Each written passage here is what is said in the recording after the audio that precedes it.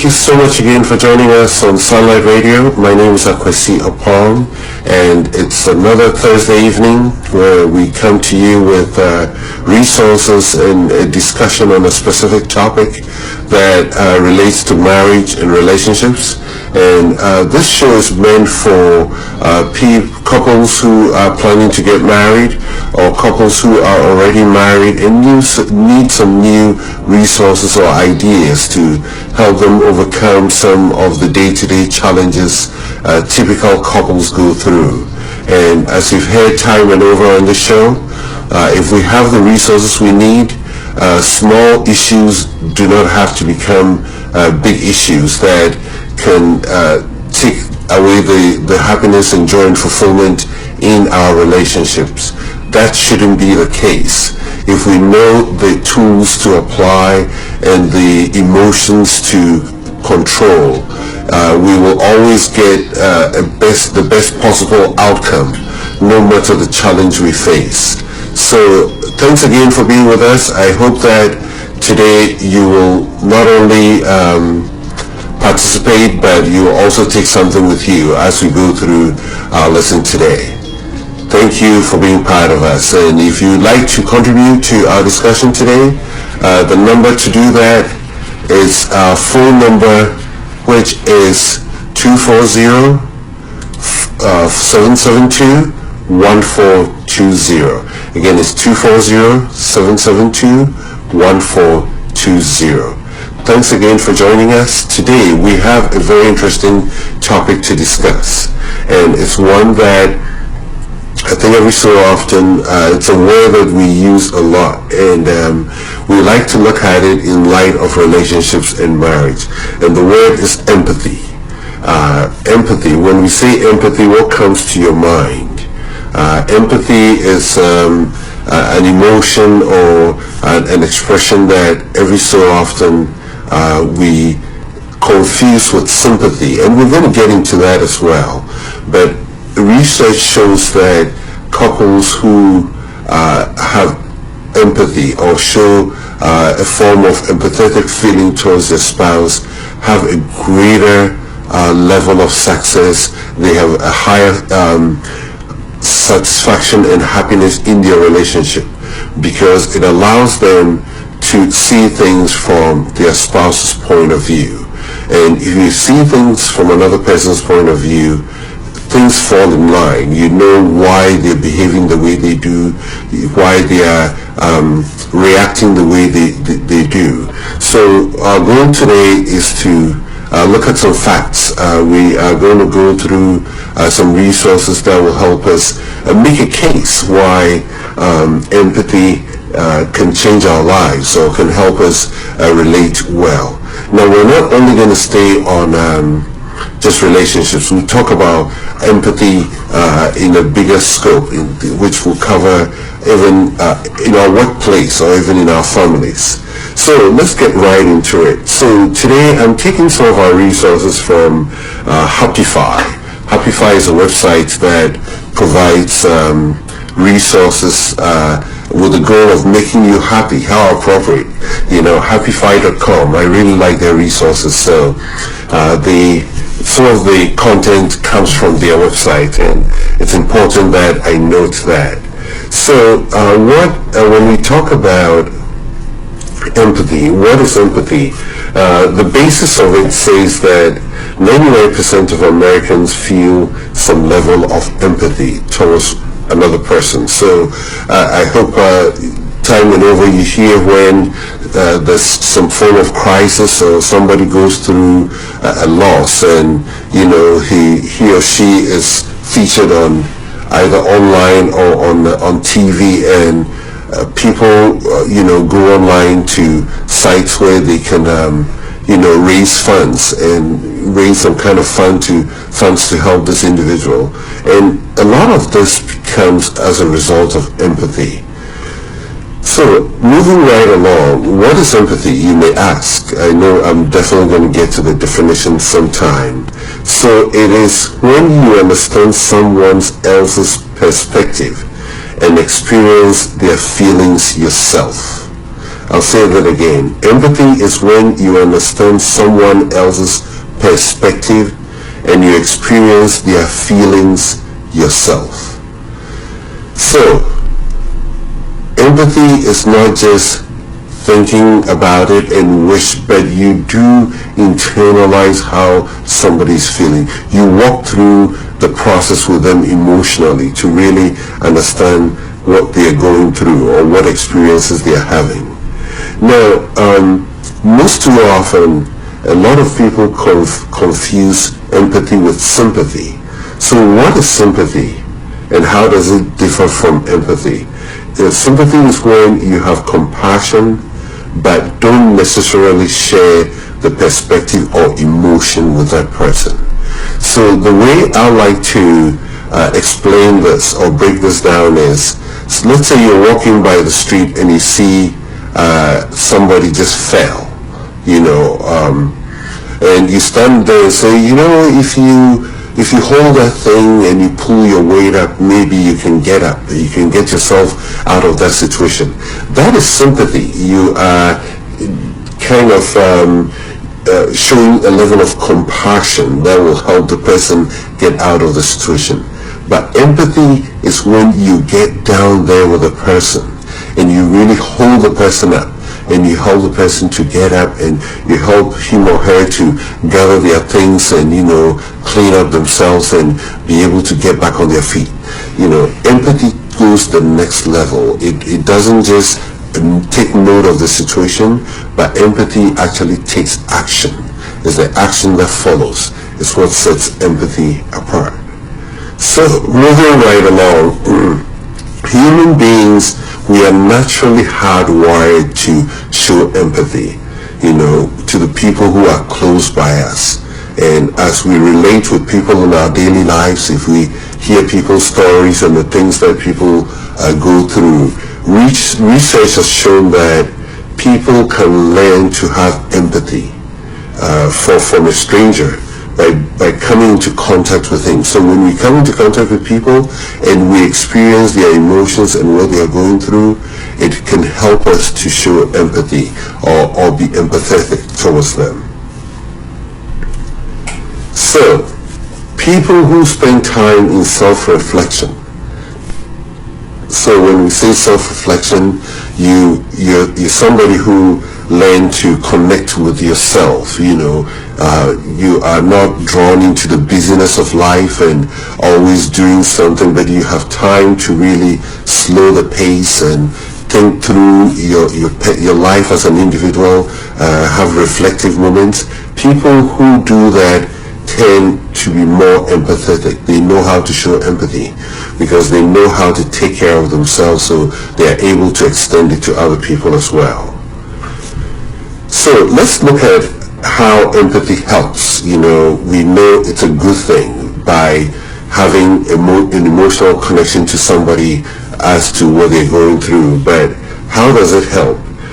People who practice some type of medication or quiet time that encourages empathy, such as loving kindness, it reduces stress and it also induces your immune response and overall better health. So people who practice empathy are more healthy, they have low stress, they're much happier.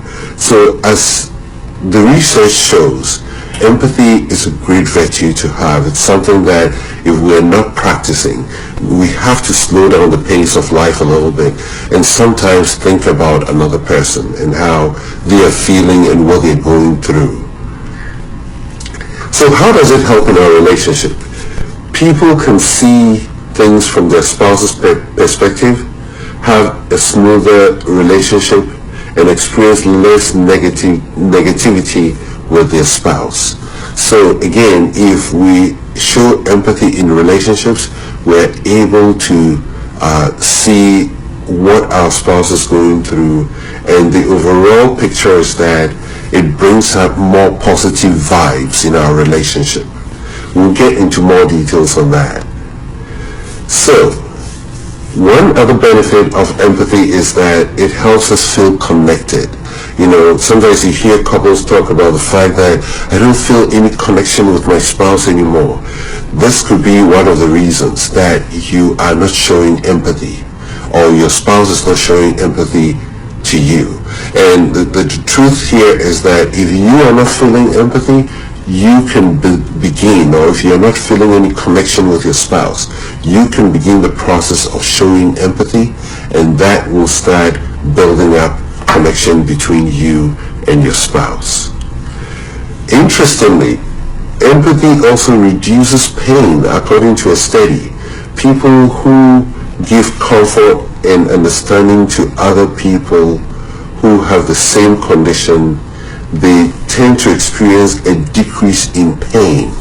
This could be emotional pain, this could be physical pain, but if we show empathy, it releases hormones in us that help us numb our own pain, and it's because we're stepping out of ourselves to really consider another person than ourselves. So next time you're in pain, maybe you should go out and do something nice for somebody or show some empathy, and I think that will help as well. Now, for those who have aspirations of, being in the corner office, empathy makes us better leaders. So if you want to be a leader, that's one of the traits or the characteristics of a great leader, is your ability to show empathy, to feel the way somebody feels, or to be able to step in somebody's shoes. And here it says that bosses who are empathetic tend to get better performance out of their employees because employees trust them and believe they have their best interest at heart. So you see, if you want to really have a great team of people who work under you, show some empathy. It goes a long way. And I think you can also apply this to your children. If you have children and you show empathy, they can trust you, it can build trust, and they'll believe that you have their best interest at heart. So moving right along on our topic on empathy. So, injecting empathy into our everyday lives. How do we apply empathy into our lives on a day-to-day basis? I had said earlier that empathy is a skill that can be learned and practiced. So if you know you're not very good at it, it's something that you can start taking steps to really try. And how do you do that? Be curious and talk to people outside your usual circle. When I know now we're in a time when we're not able to go out, but at some point when you're somewhere and it's at a safe distance, and somebody needs help, or you can pass a comment just to lift somebody up, or even people within your own home, or some relatives you haven't spoken with. You can always reach out to them to show some empathy if you've heard that, somebody has gone through a loss or some challenges. Being able to connect with them at their emotional level to understand what they are going through will help us to start injecting empathy into our own lives. One other way is to look for commonalities with others and not differences. Looking at what do we share in common and not what we have different. So that when we talk to people, what faith do you practice, or not to look at political affiliations and where we differ, but what kind of sports do you want? What do you do when you're not working? What do you like to eat? Those are questions that we can ask that can help us to really find out what we have in common with other people. And this will put us on the path and help us to be able to start the process of really learning how to apply empathy. Research says that people who read fiction tend to score high when it comes to showing empathy. So if you're somebody who likes reading fiction, and I think it's because reading fiction engages your imagination and you're able to put yourself in the place of the characters you're reading about. So people who read a lot of fiction tend to show more empathy. And also, if you try another life, if somebody, one of your friends maybe likes soccer and you like basketball, maybe try watching a game with them to see how soccer is played, and what the whole goal and point. Several years ago when I migrated to the United States, I started watching American football. And it's been several years now, and I must tell you, every year I learn one rule in football. And as the years go by, I'm beginning to enjoy it. I am beginning to learn the rules and why they did this and why that happened, and what a field goal is and what a good touchdown is, and all the rules. And it's becoming more and more interesting. And I'm stepping out of my comfort zone because I grew up playing soccer. So all the soccer fans out there, this is for you. Anyway, so step outside your comfort zone and experience, other people's views as well. Practice perspective taking. What does it mean to practice perspective taking? It means trying to walk in another person's shoes. During conversations, imagine what someone else is thinking or feeling. We live in a time where we tend to like to speak than to listen, but sometimes listening is not enough. We have to go beyond listening and listen between the lines to really know what the person is feeling.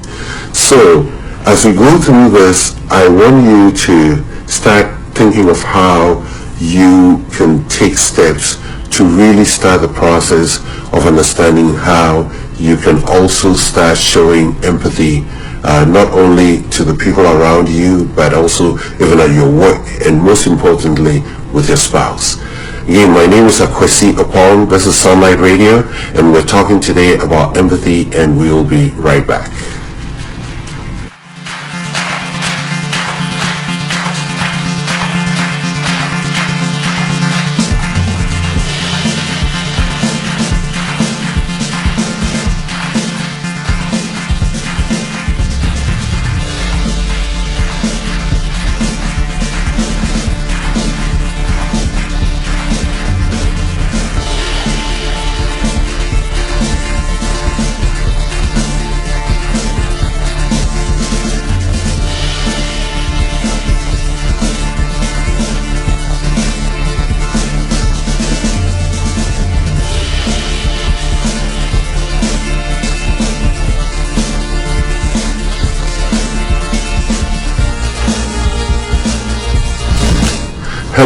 Hello again, and thank you for joining us today.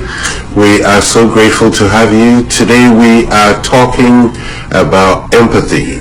Empathy is a great virtue that researchers show that it helps a great deal in relationships. And we're looking at various aspects of empathy and how it applies to us and how we can take steps to start injecting empathy into our lives. As most of our frequent listeners know, we do have a phone number. If you have a question or a comment, it's 240-772-1420. And it's a text-only number. We do not accept direct phone calls at the moment. So thank you for joining us again, and we are moving right along.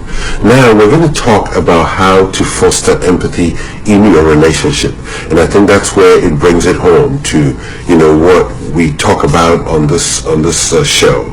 It can be easy to take things for granted, the person who is always there for you. Sometimes we get so used to the people we are with, in terms of we stay with, or the person we share relationships with, and we try to avoid certain things that are important. So these are things that we can do. Each day, greet your partner with a genuine smile and show of affection. Imagine what it would be like not to wake up with your spouse by your side. When we get used to a person or an event, sometimes we take things for granted. But if we take time to really reflect on thinking of, wow, I'm really blessed to have this person in my life, and what will life be without this person? It puts us on the path of learning to really put ourselves in our spouse's situation. When your partner shares feelings, with you, validate them without offering solution or advice. So if your spouse is telling you a story, say, really, then ask questions. So what I heard you say was, today work was very difficult. Can you tell me more about it? That's how, you validate the feelings and expressions of your spouse, and not just try to offer solution. I know we men tend to like to fix everything that crosses our path, but sometimes it's important to just listen and be a listening ear and validate her feelings, and give comments that show that you are really understanding and putting yourself in your spouse's shoes. And not only that, but you're also showing empathy. So as we move on, each week, what do you do each week? Ask your partner what you can do that week to bring them joy. So if it's Sunday evening, you can ask your spouse, this week I know you have a meeting coming up, or you have some training to do this week. What can I do to help you? Can I iron your clothes? Can I fill the gas tank of your car to make sure that you don't have to stop on your way home? There's so much we can do on a weekly basis that can really show empathy or help us to express empathy in our relationship. If your wife is going to work, ask, do you have lunch? Can I prepare some lunch for you? Or can I fix a sandwich or something for you so that your day is easy? Take your spouse's perspective during an argument. Imagine what they might be thinking or feeling before you respond. So, when we engage in various kinds of arguments or conflict, we always want to make our point clear, and in the peak of it, that's all we think about. But it's very important that sometimes we step aside and say, we're both in a conflict, and the reason we're in a conflict is because I have a point of view, my spouse has a point of view. So my goal here is to take a step back and imagine or think through what she is trying to say or what he is trying to say. So that will help us to start applying empathy. So this is a very interesting point that it's worth making. So it says that if all else fails, try sandpaper. I really don't know how this works, but there was a study that showed that people who were touching rough sandpaper, I think most all of you know what sandpaper is. It's that paper with sand on it that we use to smoothen surfaces, especially wood. If you want to remove stuck wood from a piece of wood and then repaint it, you use sandpaper. And the research states that people who touched rough paper had more compassion for what was going on around them. Interesting. So maybe that's something you can try. Take a trip to the hardware store and get some sandpaper to get you on the process of learning to show empathy. So, teaching your kids, this is very important too. We have to learn to teach our kids to show empathy.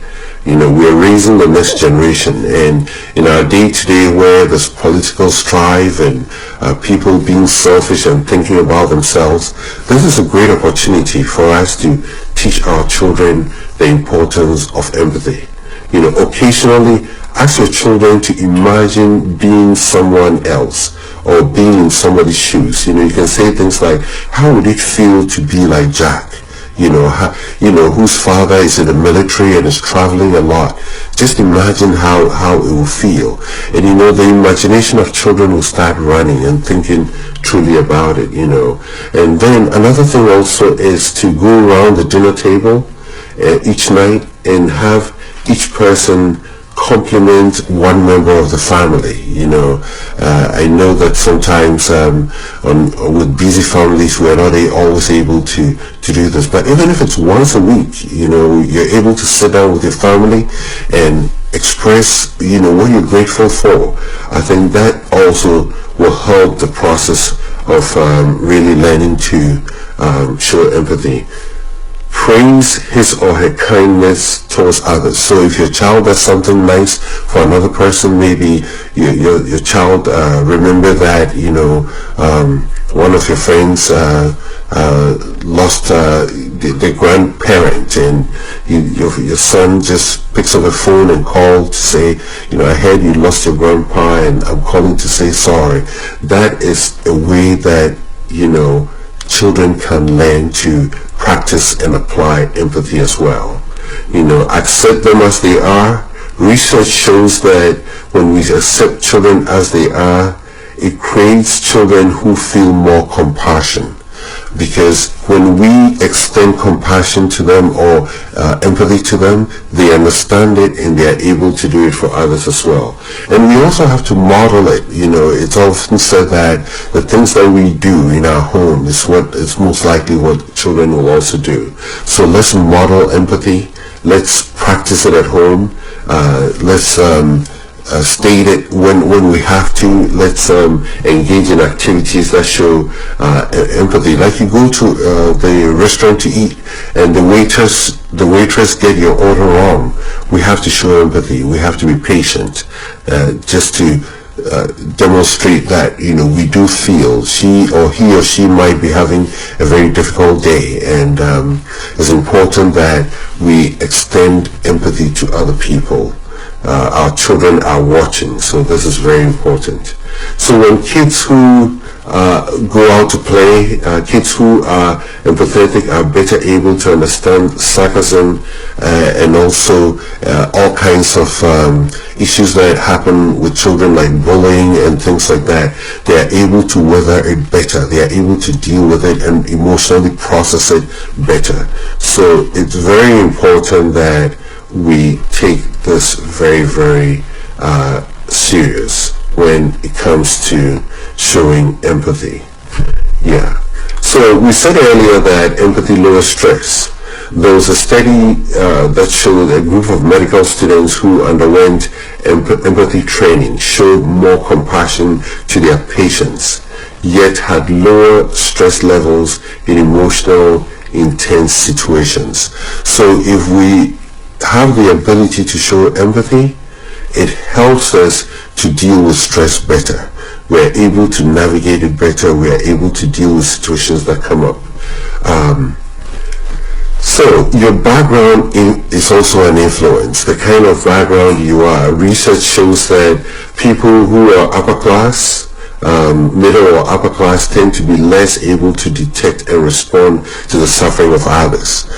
So that's why I made the point that we have to teach it to our children, so that as we grow up, we have this virtue of empathy within us, so that we can always express it to people around us and not, live a life of just not being connected with people around us. Thank you for joining us. Again, my name is Akwesi Opong, and we are talking about empathy in relationships, empathy in our lives. And I hope that this resource is really helping you to learn the tools you need to express empathy into your lives. We'll be right back.